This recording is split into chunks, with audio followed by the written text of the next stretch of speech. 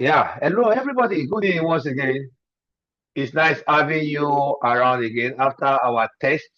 That was about 2 weeks ago, and I want to sincerely say I am proud of all of you.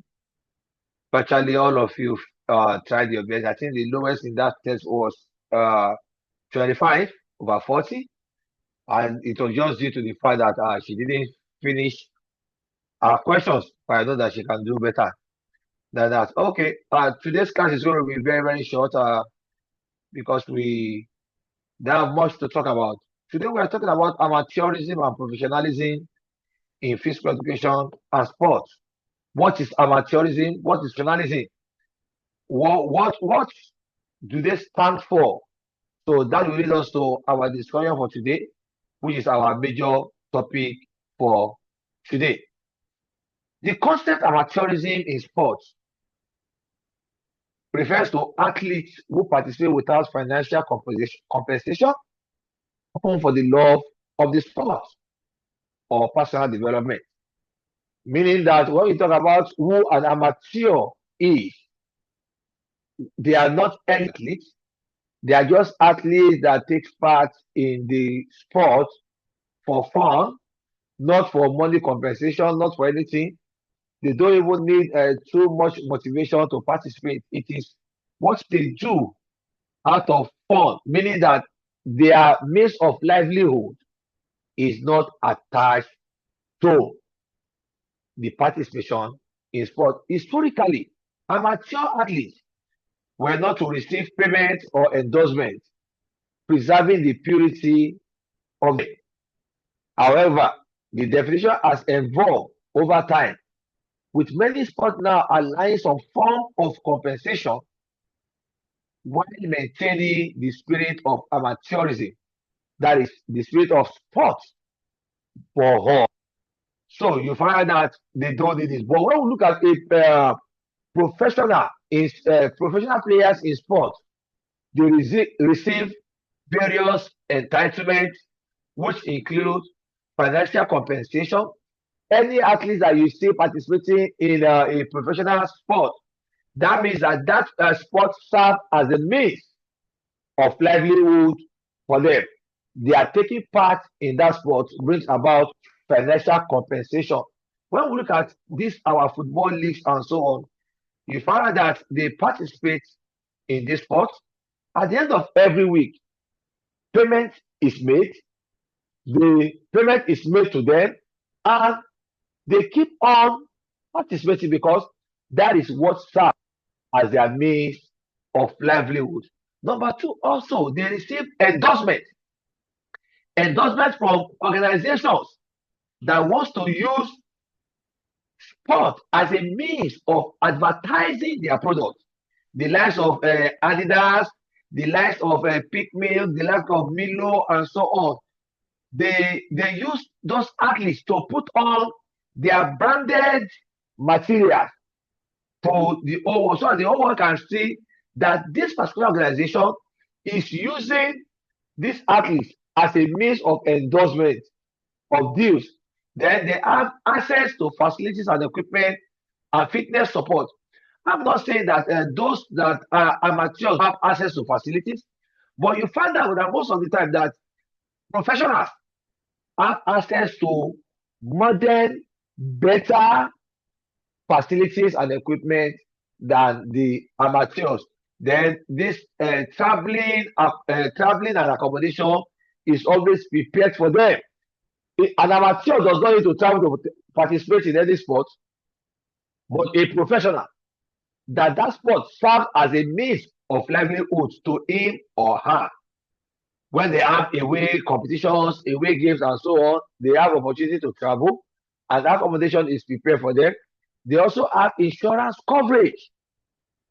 The difference is this: because it's a professional athlete, they have insurance coverage, but an amateur that sport does serve as a means of livelihood that just takes part in it because of the love for the sport or because of the opportunity they have to take part might not need this insurance coverage, but it is good for us as individuals to always be insured and insure properties, and so on.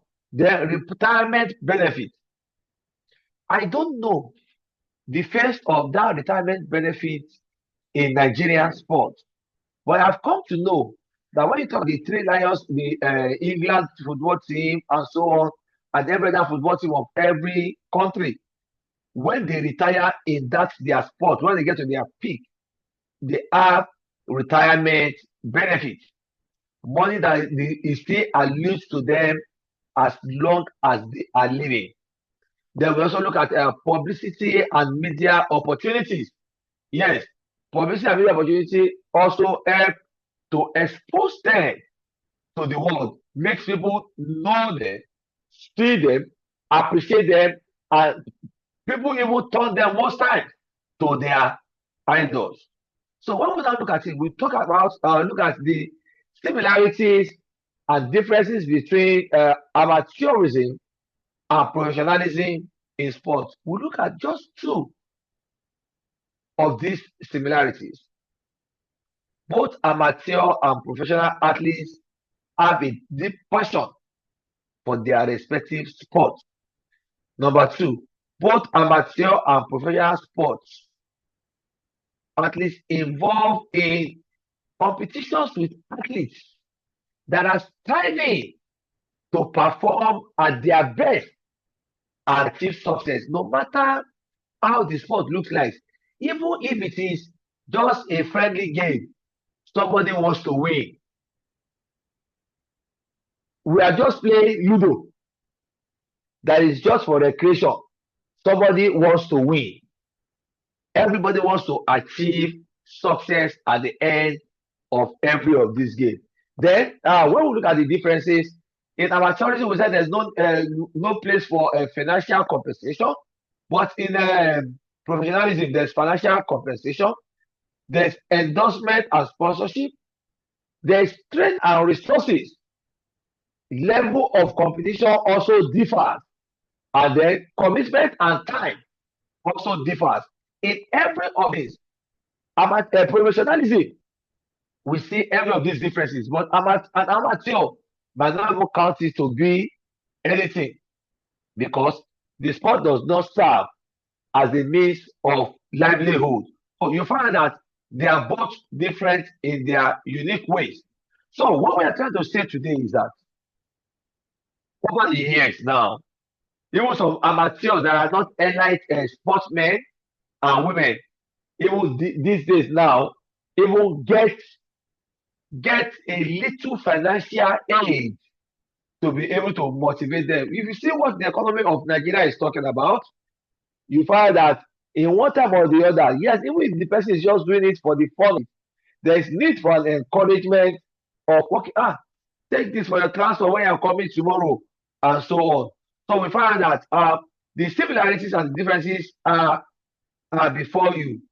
So as we look at it, that the first thing is that an amateur might not be an elite sport person because he or she is not using it as a means of livelihood. But a professional, that is where he eats, that is where he drinks, that is where he lives, that is where he stays, and so on, because that is their own job. Any football player now that you see that is playing for any team, whether in Nigeria or Europe, you find that that is their job, that is their daily job. They go for training, they go for matches, and so on, both home and away, and so on, and they receive their payment at the end of it all. So, ladies and gentlemen, that is the type of topic that we have today: amateurism and professionalism in physical education and sports in Nigeria. Like I said before, that the lesson will be very short and direct to what we want every of us to learn. So that is where we'll stop today. And I encourage you, please visit the YouTube for every of the classes that we have had.